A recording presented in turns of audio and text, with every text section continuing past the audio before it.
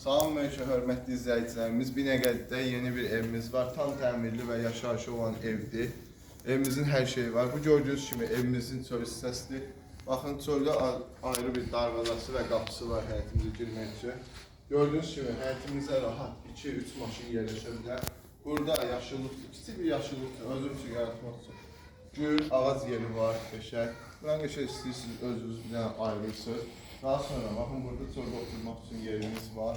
Bütün qazı, kombisi, su çəni var evimizin. Evimizin çöldən görünüşü budur.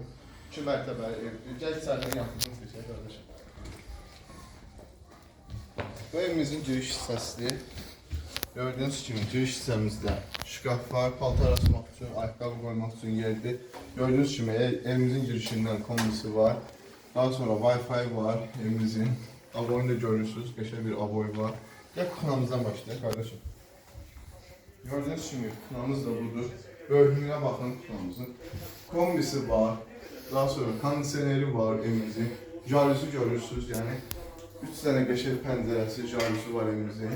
Daha sonra bu bir hissəsini böyüklüyünə baxın. Şərəzləri. Qapını çək, elə bu qapısı görsən. Şəhər qapını yəni bilənlər bilir ki, yəni ucuz bir şey deyil. Güzel takipçisi. Digər otağımız deməli. Görürsünüz, bu qonaq otağıdır. Böyükdür, geniş vəziyyətdədir. Gəlin keçəyim növbət tərəfə. Görürsünüz, bu koridorun genişliyinə baxın. Bura hamam tualet, saunzelidir.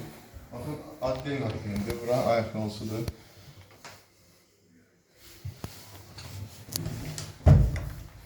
Yəni, hamama baxın. Öz içində şey yaradılıb. Təmirə baxın. Daha sonra keçəyim ikinci mərtəbəmizə. Buranın götürülü ağır balaca bir dənə əl damısı var. Burada həmzin basmaq üçün, fantasyon üçün yeri. Gəl qardaş. Baxın, pilləkən gözəlinə baxın.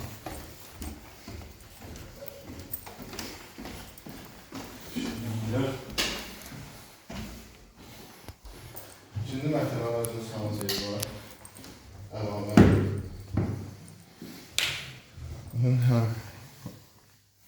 Saunzeli var. Daha sonra ikinci mərtəbəmizin elə bir kiçik pəncərəsi var, çöl üçün. Daha sonra otaqlarımıza keçir, görürsünüz kimi böyük koridordur. Gəlin birinci otaqdan başlayaq. Otağı görürsünüz. Geniş bir otaqdır. Hər şey yerində. Təmiri, baxın, aboylara baxın. Heç bir yerində bir kiçik bir problem də yoxdur evimizin. Həm digər otaqları keçin.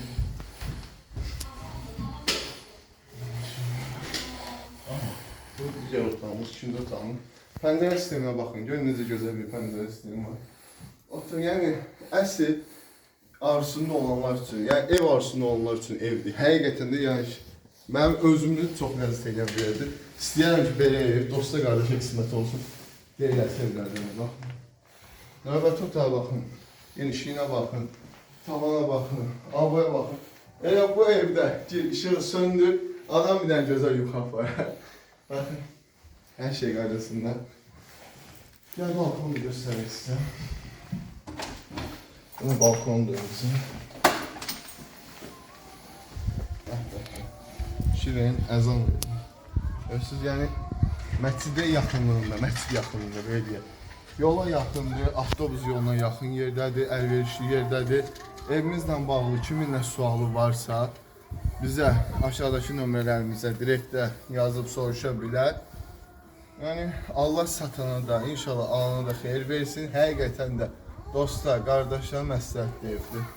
Sağ olun.